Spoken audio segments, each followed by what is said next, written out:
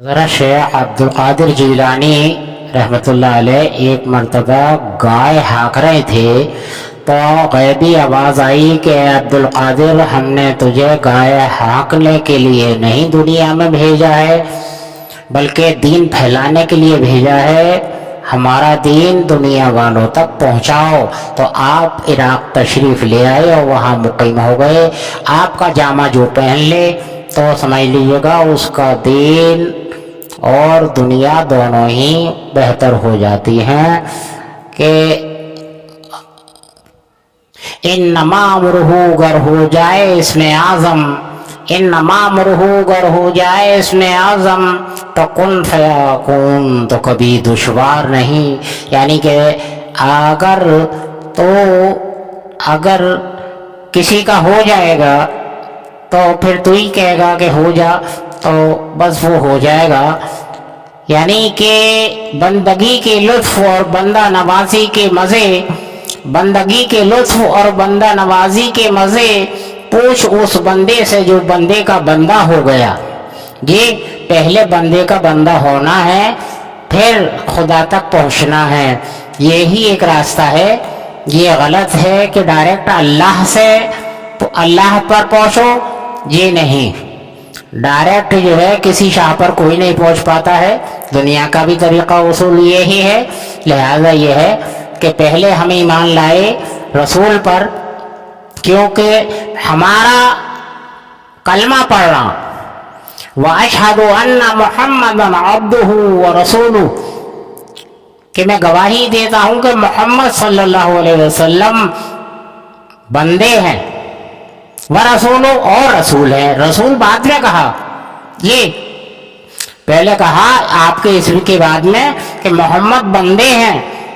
تو جو محمد کا ہو گیا وہ اللہ کا ہو گیا، تو لہذا بندگی کے لطف اور بندہ نوازی کے مزے پوچھ اس بندے سے جو بندے کا بندہ ہو گیا، تو لہذا پہلے بندے کا ہوگا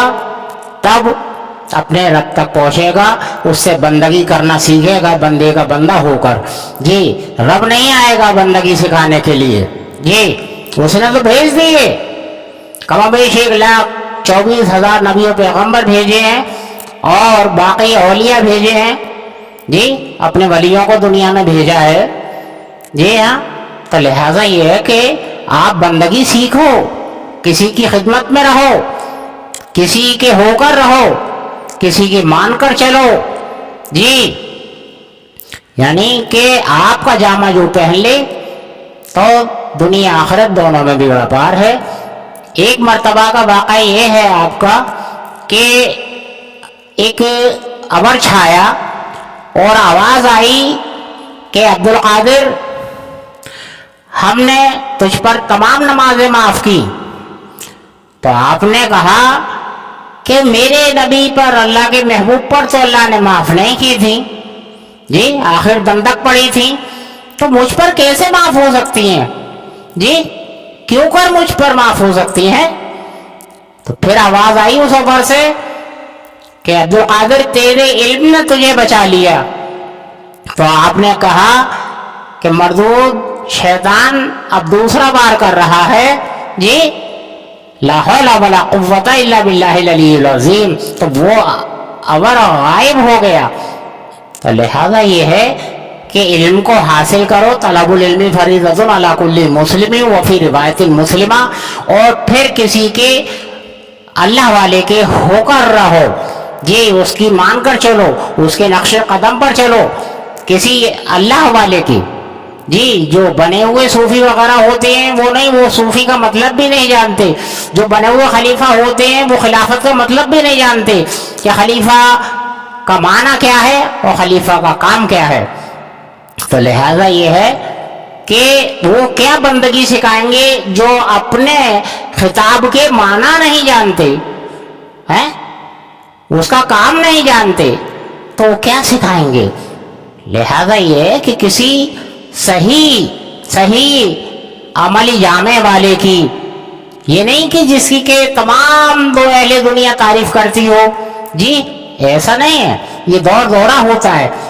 حضور صلی اللہ علیہ وسلم کو کس قدر ذلیل کیا گیا خانہ کعبہ میں، تو کیا لوگ ایمان نہیں لائے؟ جی لائے، بہت نہ لائے لیکن لائے، جی ہاں۔ لہذا یہ ہے کہ آپ یہ صرف دیکھیے گا کہ حق کیا ہے اور باطل کیا ہے۔ اگر یہ آپ کے اندر علم آ گیا حق اور باطل کا، تو آپ صحیح پکڑ کر لیں گے کہ یہ اللہ والا ہے، اس کی صحبت اختیار کرنی چاہیے، اور اس کی صحبت سے آپ بھی اللہ والے ہو جائیں گے۔ تو جو کہ اللہ والا ہو جائے گا تو اللہ اس کا ہو جائے گا، تو کن کہے گا وہ تو وہ ہو جائے گا۔ لہذا یہ ہے کہ کشتی عمر رواں کے نا خدا یار نہیں ہے، تو کشتی میں مگر ہاتھ میں پتوار نہیں۔ اگر یہ سمجھ لے انسان کہ یہ جسم ایک کشتی ہے اور اس کی روانی صرف اس کی جتنی سانسیں دی گئی ہیں بس اتنا ہی ہے، اس پار پھر ہم نے کاٹے بوئے ہیں یا گلشتہ،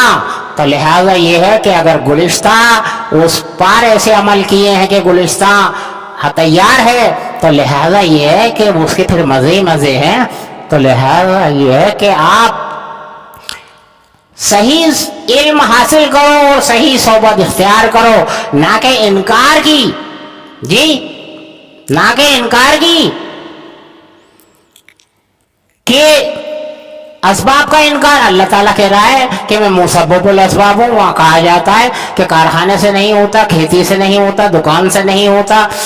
پہلے اسباب کا انکار کرو۔ ارے یہی تو کفر ہے۔ کفر کے لیے کیا ہے؟ ان الذین کفروا من اہل الکتاب والمشرکین فی نار جہنم خالدین فیہا اولئک ھم شر البریہ۔ مشرکوں کو بعد میں کہا اللہ تعالیٰ نے، پہلے اہل کتاب کو کہا کہ جو اہل کتاب ہوتے ہوئے کفر کر رہے ہیں، ان الذین کفروا من اہل الکتاب، اہل کتاب ہوتے ہوئے جو کفر کرتے ہیں، اور مشرک والمشرکین، تو فی نار جہنم، فی معنی میں جہنم میں، یعنی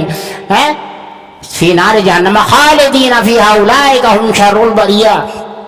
کہ وہ شر کی جانب بری کر دیے جائیں گے، ان کو جہنم میں رہنا ہوگا۔ اللہ تعالیٰ کہنے سننے سے زیادہ عمل کی توفیق عطا فرمائے، اور ایسے انکاروں سے جو کہ اللہ تعالیٰ کہہ رہا ہے میں مسبب الاسباب ہوں، لہذا یہ ہے کہ انکاری تو کفر ہے۔ اللہ تعالیٰ کفر اور شرک سے ہمیں محفوظ فرمائے۔ بآخر دعوانا الحمدللہ رب العالمین۔